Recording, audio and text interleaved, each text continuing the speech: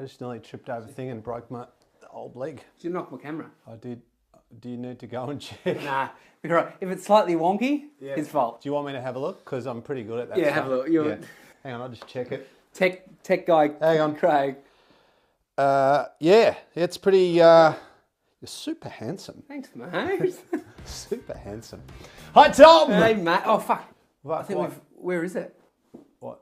The squatty potty. The squatty potty, it's upstairs! Actually, no, it's been used now, so I don't want to bring it back down here. Hey, I don't poo on it, I just put my feet on it. Well, if you missed last week, I gave Craig what is known as a squatty potty. Is this not just a booster chair for a young child? Squatty potty! But what happens when you go from a sit to a squat? Voila! This muscle relaxes and that kink goes away faster than Pegasus laying sweet sherbet dookie. Introducing the Squatty Potty. No, Squatty Potty is not a joke. I wanted you to review it this week, so... I fucking love the squatty potty, and I'm not even being funny. You and I haven't had a conversation because we don't ever like to ruin this moment, right? Yeah. I just want to show you something hilarious, which is if you can zoom in on this. Can you see what it says on the sticker? Well, it says 7-inch. 7-inch squatty potty. No. So a 7-inch toilet stool. What? What? Are they kidding? 7-inch toilet stool. Well, I did crank out a few myself. But not 7-inch. All right, we'll get to that later on. Oh, so you don't want me to tell you now? No, I want to wait till the end. I did do some quality testing on it though. Good. Well, that was your only homework for this episode. Yeah, and I want to say thanks, folks, for you guys who spread the word and shared our last episode. I think we had over 50 shares, which is nice. We'd like, 100 this week. The nicest thing about it was that people had to watch to the end to actually hear that we wanted people to share it. So there's been a few people watch to the end. Yeah, it's been good. So it's slowly growing, and as we said last week, we're trying to build this into a little thing.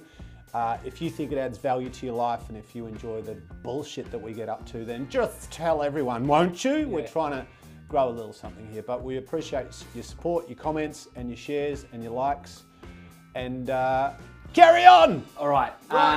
Let's go. So I think each one of these episodes sort of like builds up, and I think it's more that we get warmed up. Right. Because before this, we just kind of moseying around. Are you trying to change the dynamic today? Or? No, not at all. Right. But I want to start with something that's a bit fun. Okay. Well, I'll be the judge of that. So what this is... The viewers will be the judge of that. I want you to Craigify a whole bunch of things that I've written down. What if I don't know what it is? Well, I'm just going to throw them at you. You can tell me to get fucked, or you can just... Do you like how when you say this, I get fucking nervous. I get myself a bit of pen and paper. All right, I'm ready. Don't make me look dumb. Don't make me look dumber. All right, so Craigify, put them into your own sort of terms, explain them the way you will, because I think you resonate with a lot of people how simply and how straightforward you sort of dish out this information. I'm the simple man, Tom. It's either saying that we're all simple because we love the way you're doing it. I try to resonate. I try to speak the language of the common man / woman. Okay, ego. Ego. Ego is not a dirty word. Dirty word. Dirty word. In the words of Skyhooks. If you don't know who Skyhooks are, you're not old enough. Yeah, definitely not. You don't know who that is, do you? Not one. You're a fucking disgrace. Tommy, okay, your homework is to go and do a YouTube search on Skyhooks, one of the greatest Australian bands ever. Okay. My God. Ego is not a dirty word. Ego is actually Latin for the word I. Did you know that? No. And so, just quickly, so we often think ego is, we confuse having an ego with egotism. Egotism is like when you're a big self-promoter, you're an egotist, and everything revolves around you, and you're really interested in other people thinking highly of you and thinking you're awesome. That's egotism. Whereas ego is really, in a psychology sense, ego is just your sense of self, who you are. So we'll have an ego, and it's okay, but it gets misused. It's not okay. It's normal. But a big ego, that's clinically, or that's more technically what would be called egotism. And it's, he's got a healthy ego, hasn't he? But everybody's got an ego, and it's really the sense of who I am, my identity, my sense of self. Some people say the ego is like the conscious part of the mind that you identify who you are. That's your ego. I heard a guy recently say, I've got an ego, but I balance it out with self-awareness. Now, I'm going to lead into the next one, which is self-awareness. Self-awareness. So, Craigify self-awareness. So self-awareness, let me give you an example. Self-awareness is you're having a conversation. This is self and situational awareness. You're having a conversation with somebody, and in the middle of the conversation, they don't tell you, there's no words or verbal communication, but all of a sudden you understand that you're disconnecting, you're not connecting. Or you understand that you've just offended somebody, or maybe bothered somebody, or maybe you're missing the mark. That's self-awareness. Or that's an example of self-awareness. So self-awareness is having a level, and this is pretty difficult, having a level of objectivity and perspective about yourself, right? It's like I always say, put up your hand if you've ever heard your voice on audio tape, and everyone goes like that. And then I say now, and then I go, put up your hand if you hate how you sound. And everyone goes like that. And then I go, well, the bad news is that's how you sound all the time to everyone. Everyone goes, oh, fuck. But it's because we don't know really what we are like, because we've never sat across the table from ourselves and had a conversation. And so self-awareness matters until it creeps into self-loathing. But self-awareness is just so that I can at least have an insight or a level of awareness of how other people perceive me, or how I might fit or not fit into this moment or this conversation or situation.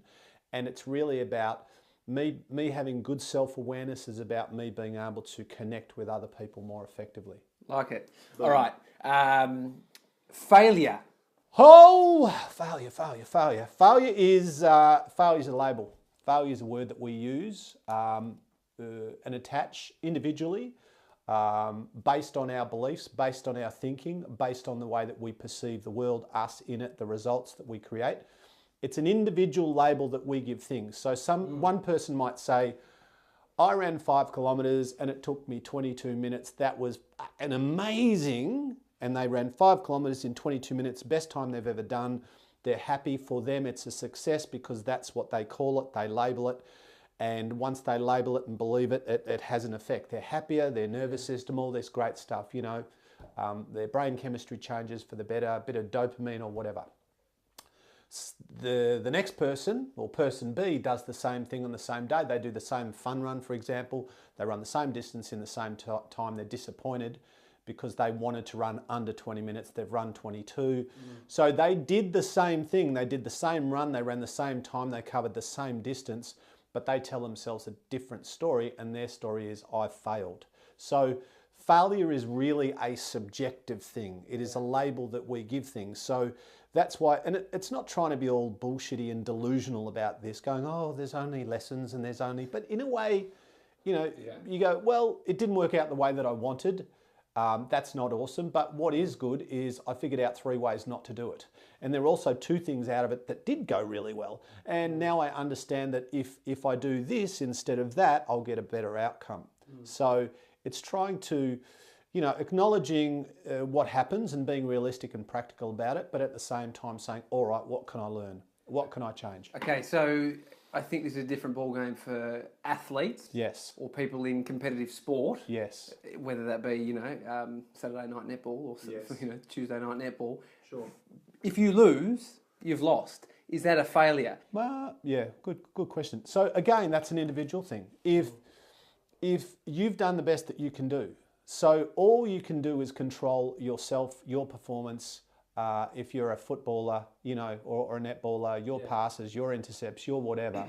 And again, it depends. If your only measure of failure or success is the score line, then yeah, there's going to be a black or white result for you.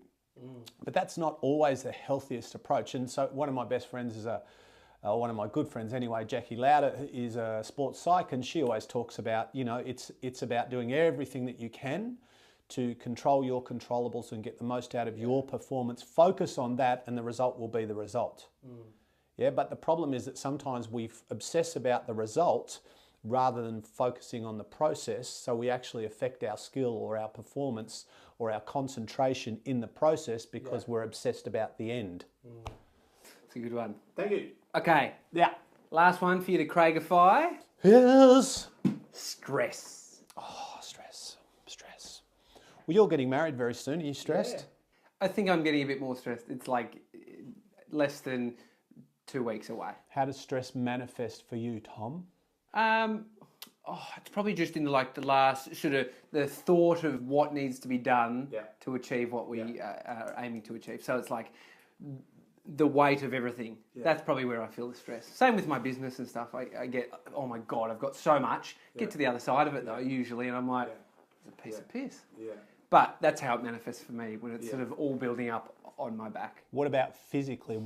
Is there any kind of physical symptom or shift when you are stressed? Yeah, I can get a headache. Yeah. Physically, tired. Yeah. I'd say they're probably the main. So stress is an interesting one because there are lots of kinds of stress. So I'll keep it brief. So when we go to the gym and we lift weights or we run or we put our body under a level of pressure to create adaptation, that's a kind of stress. So we stress our body so it responds. And sometimes, and there's a kind of stress called eustress, which I think is spelled EU stress, which is good stress, where there's a level of pressure, a healthy level of pressure to get stuff done. I've got a timetable, I've got a to-do list, but I'm not feeling that weight of stress, you know. Stress in the sense that most people think about it is really a state that they get into where they're uncomfortable. They're at in a level of ill ease, or where they are distracted, or their heart rate's elevated, or their blood pressure, or perhaps their nervous system, sympathetic nervous system, is switched on, and all of those things that we've spoken about. Yes, norepinephrine. I know you want to ask me. All those things where we get ourselves into an elevated or a heightened state of anxiety, but for the most part, that is produced by our thoughts. That is produced by what's going on in our head. Yeah. So, in a nutshell, stress in most cases is an individual response to an external stimulus. So something happens internally, heart rate, blood pressure, overthinking, fear, all those things. That's some kind of internal, either emotional, psychological and or physiological response because something out there has happened. Yeah. We give it a label, we respond to it, right?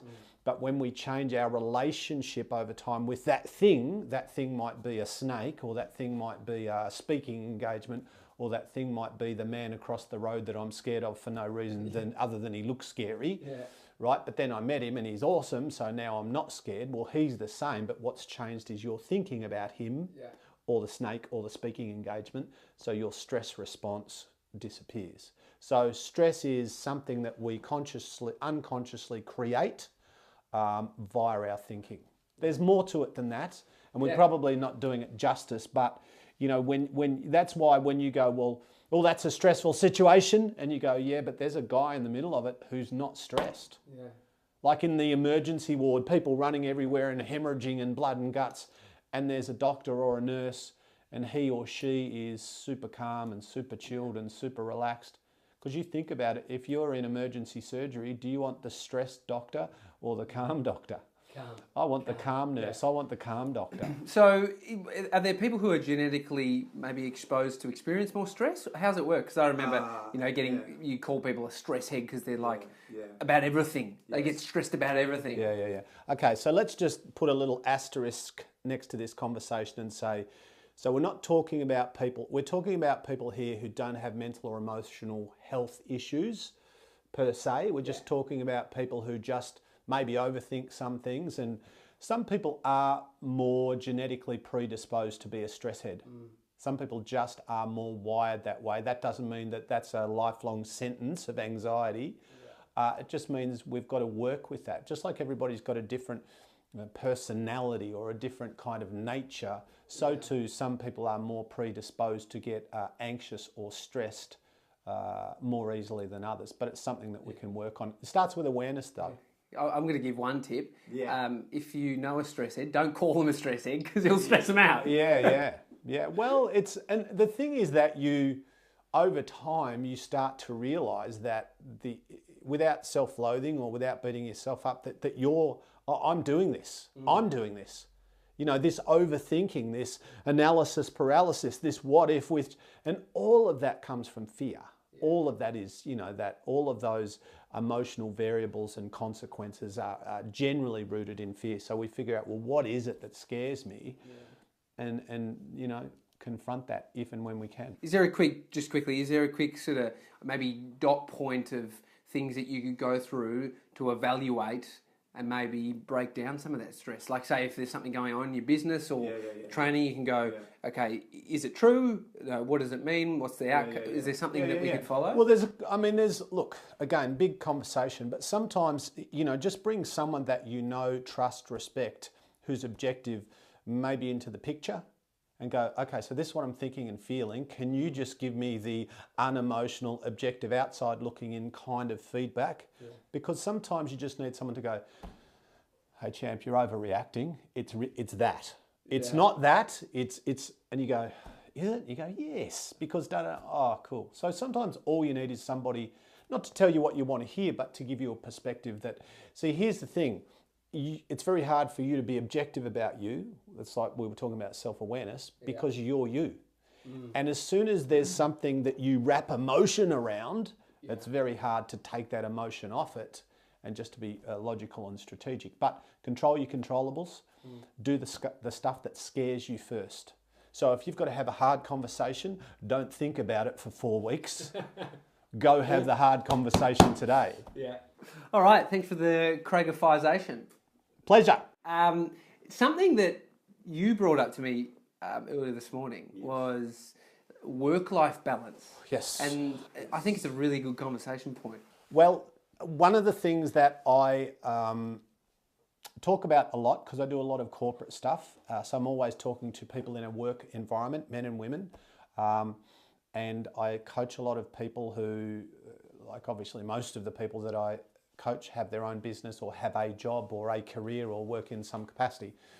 And there's always this conversation, not necessarily in my space, but sometimes, but generally this conversation around how much do we work? How many hours do we invest every day? How often do we need a holiday? Is there a relationship between work and life and balance and socializing and full on and laid back and hitting the pause button? And how much work is too much before it affects our health? And is there a ratio? Is there a number? How many hours? And it's really, there's another, I don't know if other people use, but I use this term work-life impact or work impact.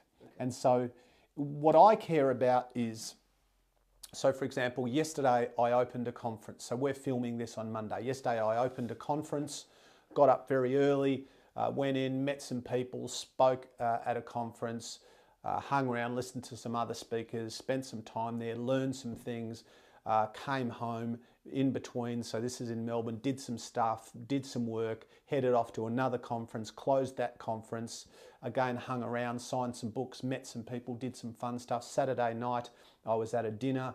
I spoke at the dinner. Saturday through the day I did lots of coaching. This morning, Monday, I've done some coaching. Now we're doing some filming. Then we're going to go and eat our own body weight in cheesecake, aren't we, Tom? And so I do, but I have days where I do mountains of stuff and days where I do not much. But here's the thing, hand on heart, I love all the stuff I do. Like, there's not one thing that I do as part of my job that I hate. Yeah. That I go, God. When was the last time you took a holiday?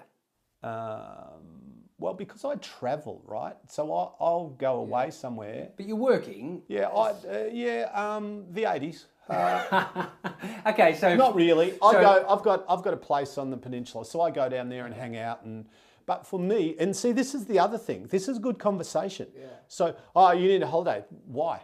Oh, well, because you need to go lie on a beach and do nothing. Fuck off. So I know in my life I've followed the careers that have felt like the least amount of work, or they haven't felt like work. So when I was a PT, it didn't feel like a great deal of work. When I worked for a radio station, having to be up there every bloody day, doing I breakfast. couldn't fucking doing breakfast in the country. No, that was okay there. What was the station? Star FM. Give us a little bit of Shepparton. Welcome back. Let's hear a bit. Come on. It's just like this. I didn't change my voice. Yeah, come on, let's hear it. No. Let's hear it, tell me. How about I just put a bit in from when I actually used to do it. And the script, Superheroes on Star FM. There you go. But last year I was working somewhere and I couldn't fucking wait to go on holidays. Yeah. It's because I didn't really like the job. That's right. So what about all those people that don't like their job? That's right. That's a great question. So you've got a couple of options, haven't you? Either find a way to try to find a way to like your job, to change your relationship with the job, to maybe change your role or position within that organisation if that's possible. Probably not, maybe not, or do something different, or have really good holidays. The problem or the challenge is that we spend so much of our lives working that it. And I know this is not always possible or easy, so don't beat me up for this, but as much as we can, we want to be doing something that at least we like a bit, if not turning our passion into our career. And so, you know, when you do the thing that you love, you ain't working. And I know that's cliche, but if I'm doing 12 hours a day of something I love, that's awesome. That's awesome. But if I'm doing 2 hours a day, 5 days a week, so even 10 hours a week of something I detest, like I've had, shouldn't say this, but over the years, I had a couple of clients, you know, when doing the PT, where, you know, I won't say who, they were okay people, but just very hard work. And you'd go, I'm seeing this guy twice a week and they are the 2 longest hours of my life because it's just, it's toxic. How many people have you inspired to quit their job? I have a... Because we might have a few quitters right now, and it's okay to quit your job if you're not happy. I have a funny story that might take 2 minutes or 1 minute. I'll be quick. So all right. Well, I had a lady who came to... This is quite a terrible story, but you know those things that ladies have in the ladies' toilets for the boxes. Yes. We won't expand on it, but we know what we're talking about. That's cool. Ladies' disposal, we'll call Correct. Well, she came in, this was years ago, and said, you know, she started to tell me off that we didn't have the right thing or this, and you really need, she was from an external company and trying to sell me on something, but she was quite condescending, telling me, you know, that I should do this and not that, and you need to pay attention. And like, I'm thinking, if you're trying to sell me something, you're horrible at this. And anyway, I said, yeah, well, give me your card and I'll, you know, thanks. If I'm interested, I'll call you. Then, well, she turned up 2 days later and I said to her, what's your name? I asked her her name. I said, do you like your job? And she went, what do you mean? I go, do you like your job? And I wasn't being a smart ass. I said, honestly, like, you are rude. You are rude. You are pushy. I go, maybe you hate what you're doing, but you need to find what you love. Like, you need to figure out, you know, something that's going to resonate for you, because doing this, I get a sense that you don't really like it. It's a job, you kind of hate it, and it's, you know, it's not that it's a bad job, it's just that it doesn't seem to work for you. And we had a chat and she was kind of half thankful, and she went.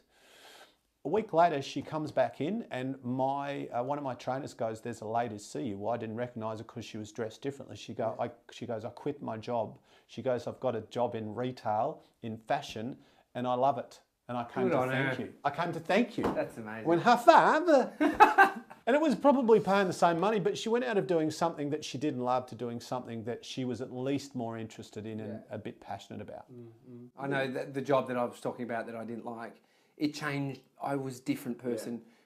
My fiance was just like, nah, what's going on here? So, and it's not always possible to change that like that. No. People go, oh, it's good, all right for you. I've got 5 kids and I get that. Yeah. And you don't have to change next Wednesday, but maybe start the wheels turning on some kind of medium to long-term strategy. It's time, isn't it? Oh, yeah. You know it. So you brought the squatty potty last week? Yes, I did.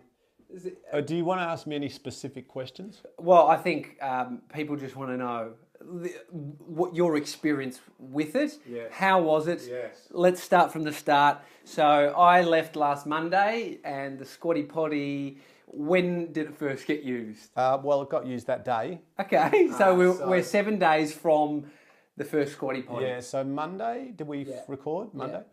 So I gave it a bit of a trial on Monday. I didn't diarise the time, but Monday, and I've used it for every adventure since. Okay, yeah.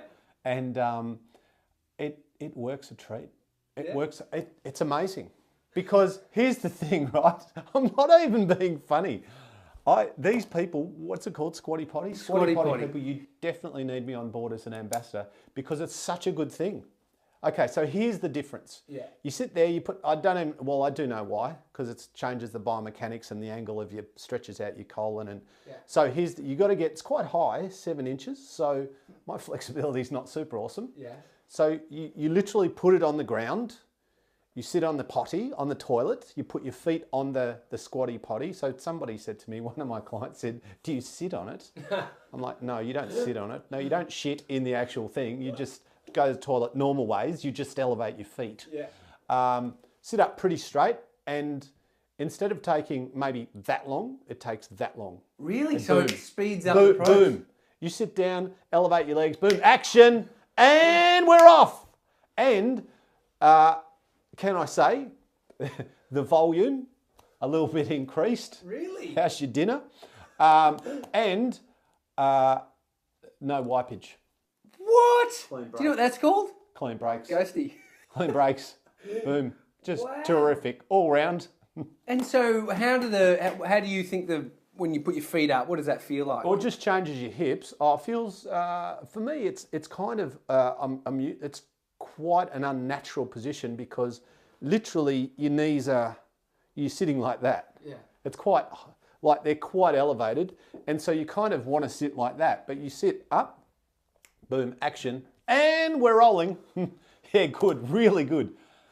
Have no affiliation with them, no kickback, nothing, but... We're hoping for it.